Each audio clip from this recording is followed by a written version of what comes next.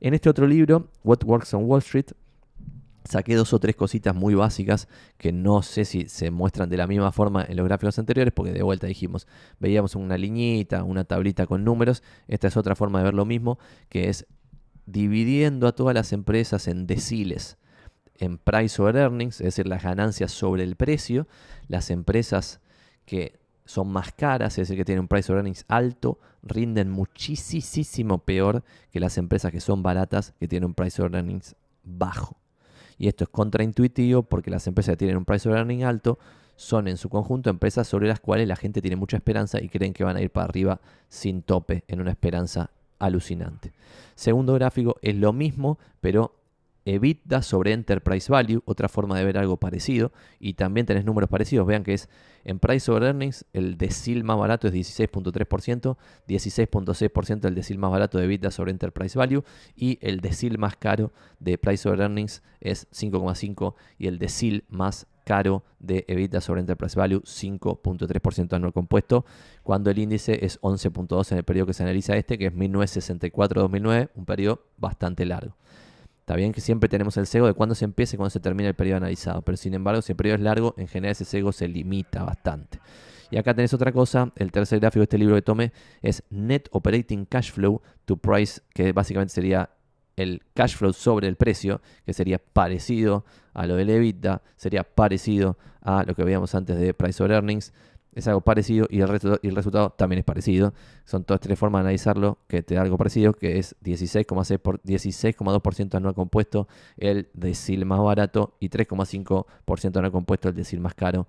Y creo que esta es la última, Sales to Price, es decir, ventas en relación al precio. Pasa lo mismo, primer y segundo deciles más baratos, es decir, las que tienen el precio sobre venta más bajo, te da 14,5% en el compuesto, y las empresas que son más caras, es decir, que vos pagás más guita por comprar la empresa en relación a las ventas que tienen, 3,4% en el compuesto. La diferencia es guasa, y perdón, no era el último, este sí es el último, que es buyback yield, es decir, otra forma de ver cosas parecidas es cuánto recompran las empresas de sus propias acciones. Y esto, por ejemplo, es el ejemplo de Berkshire Hathaway, que muchas veces recompra cosas. Y vamos a googlear esto de buyback yield para definirlo bien y no definirlo mal. Buyback yield definition en Google. Y pone the buyback yield is the ratio between the value of a company's net stock repurchases and its market capitalization as of the beginning of a period expressed as a percentage. Es decir, cuánto se recompra de acciones sobre lo que vale la empresa al comienzo del periodo analizado.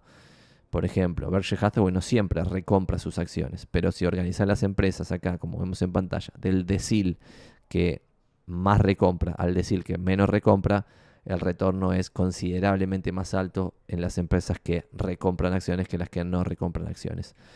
Esto es bastante loco porque esto es información en periodos largos de tiempo. Sin embargo, la gente siempre hace lo mismo, es comprar lo que está de moda, comprar lo que tiene potencial, pero se sabe que esa es la peor forma de invertir. Y sin embargo, todos hacen lo mismo, es sorprendente. Y último libro, creo que de los que vamos a destacar hoy, para no aburrir de vuelta, si esto quieren tener más información, ponen Santiago Maganín libros y de vez en cuando analizamos libros acá en YouTube. Es este libro que se llama Global Asset Allocation, que para mí me hizo cambiar una opinión, que es, no tiene sentido que yo como argentino ponga toda mi guita en Estados Unidos, sino que tendría que diversificar en distintos países o regiones o gobiernos, si se quiere. Y te muestra lo que los otros libros muestran en general de Estados Unidos o de algún que otro país en una muestra muy sesgada de un montón de países. Entonces, por ejemplo, te muestra, en bills, retornos reales, vos tenés el best case, 2,1% en retornos reales, es decir, por arriba de la inflación. O sea, el mejor país para haber invertido en bills está 2% arriba de la inflación por año, básicamente muy bajo. El middle que ponen ellos es 0,7% y el worst case es Alemania menos 100%. Entre 1900 y el 2014, ¿no? Que también se repite en bonds, donde tenés al mejor caso 3,3% anual compuesto, el middle, que no sé si será mediana o promedio, supongo que es mediana porque dice middle, 1,7%, y el worst case, real worst case, Alemania menos 100%. ¿Está bien? Pues te agarra Alemania en la guerra, chao, no vimos en Disney. Y en acciones vemos acá que el best case entre 1900 y el 2014 es 7,4% por año, el middle para ellos 4,8%, el worst case 1,9%, pero el real worst case, es decir, el caso concreto de China y el caso concreto de Rusia, 100% abajo cuando esos países se convertían al comunismo, perdías la totalidad de tu dinero, ¿está bien? Lo mismo Cuba, pero que no está acá en este gráfico, ¿no? Entonces en el mundo entero 5% anual compuesto en acciones. Esto es lo que a mí me hace ver en esto, en bills, bonds y stocks, que siendo una persona joven no le hago sentido a tener bonos en cartera de ninguna forma, porque si estoy dispuesto a formarme un largo plazo, lo más probable es que me vaya bien teniendo acciones antes que teniendo bonos, treasuries u otras giladas y menos que menos cash, efectivo y esas cosas. Pero sí es interesante ver que de vez en cuando hay pseudo cisne negro, pero como pasa de vez en cuando, ni siquiera es un cisne negro, de que algún país se convierta al comunismo y no hay más propiedad privada. Y si vos tenías $100.000 en un país y ese país pasa al comunismo y no tenés más propiedad privada, perdiste el 100%. Entonces ya no importa más ese 7,4, ese 4,8 o lo que Cadorna sea.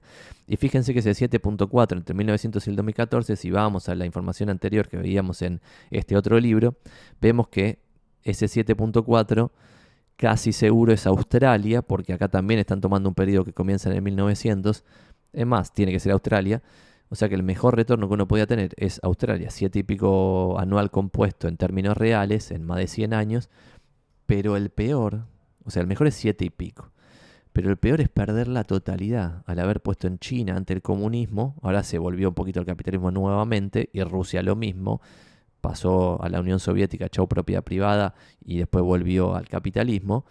Pero en el medio no vimos Mondine, que no es lo mismo que lo que está pasando ahora con Rusia, donde si vos eras accionista de una empresa, ahora no puedes transar esa empresa, es decir, no puedes vender tus acciones, pero seguís siendo el accionista, sigue figurando ahí en algún lado. No es mi caso, pero seguiría figurando Juan Pérez, un argentino random, que hay argentinos que tienen acciones de, no sé, una petrolera rusa, las siguen teniendo, sigue habiendo capitalismo, pero el día de mañana en cualquier país te puede pasar que no existe más el capitalismo y te quedas en Pampa y la Vía.